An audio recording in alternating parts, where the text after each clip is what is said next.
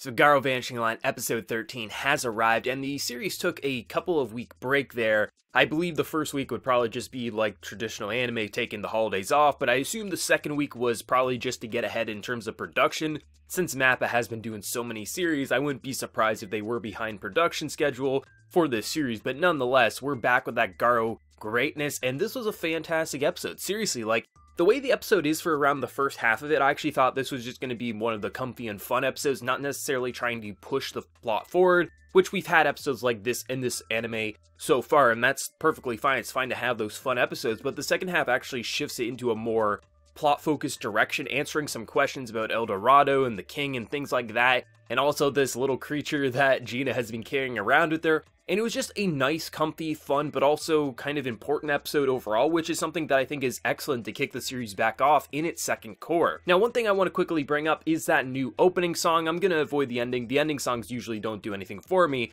but the opening song for this, the new opening, now I thought the first opening for this series was fantastic. It almost reminded me of like an early JoJo opening. But this episode's opening here, or the second core's opening, was I think equally as good, just in a different way. Like, I really enjoyed the opening. It gave me a very similar vibe, like I've heard an opening similar to it, but I can't quite put my finger on what anime it reminds me of, but I absolutely adore the endings, or the opening's visuals, as well as the new song it's playing. I think it's equally as good. I'm sure a lot of people aren't going to like it as much as the first, but I like it equally as much, and I think both of the openings were fantastic for this show. Now, the actual content, like I said, the first half is just that kind of comfy and fun stuff, but the second half is surprisingly interesting, with kind of Gina's trial overcoming pretty much her own demons it was kind of like being portrayed as. But something that I think not a lot of people give enough credit to, myself included, I haven't talked about it as much as I probably should, is how the battle choreography works and how each character really does feel like they have their own personality when fighting, which is something that I think a lot of action-focused anime, they kind of fail at, which is something you would think they wouldn't fail at if they are an action anime, but you have a lot of series where you'll have multiple characters and they'll be fighting, but it feels like it's almost like a cut-and-paste fighting style for each character.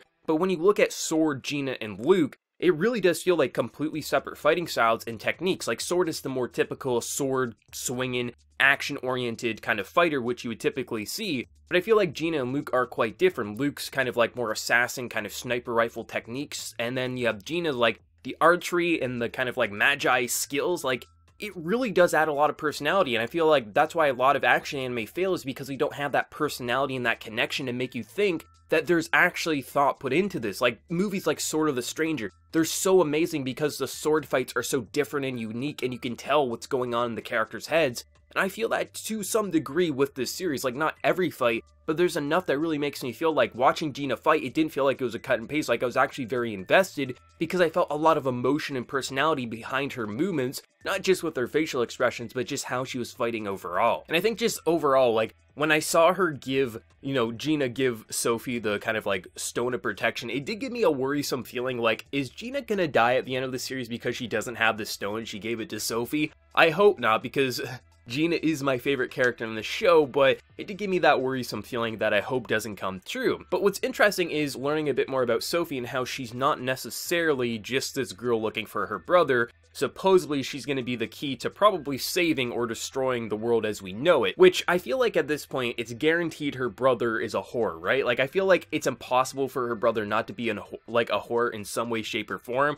If he's not, I'm going to be totally surprised. But I feel like the show's going to go one or two directions. King of El Dorado is her brother, or her brother is being used by the King of El Dorado, and possibly maybe she's going to have to kill her brother or possibly pull him away from the darkness, which it's said to be impossible to kind of convert a horror back into a human, but maybe she's going to be the anomaly or something like that. But it's going to be very interesting. It's just interesting to learn that they're putting Sophie in a more interesting spotlight than just the girl looking for her brother. It's just interesting how the kind of revelation came and just the kind of like spirit talking through this animal and things like that. But this episode of Garo was fun. It was action pumped. Had a lot of comedy. Like, I was laughing quite a bit in the first little bit there. Sophie headbutting like Sword on the bike and things like that. Gina's like just extraordinary spending, and how like Sword is saying like, I feel so bad for all of the men that she probably got that money out of. It was just a lot of fun to this episode, but then it actually had a surprising amount of depth when it came to the second half, and I just enjoyed the new opening. I'm so excited for the second half of this season of Garo here. I think it's going to be spectacular. I like how we're still getting more answers. Sure, we're getting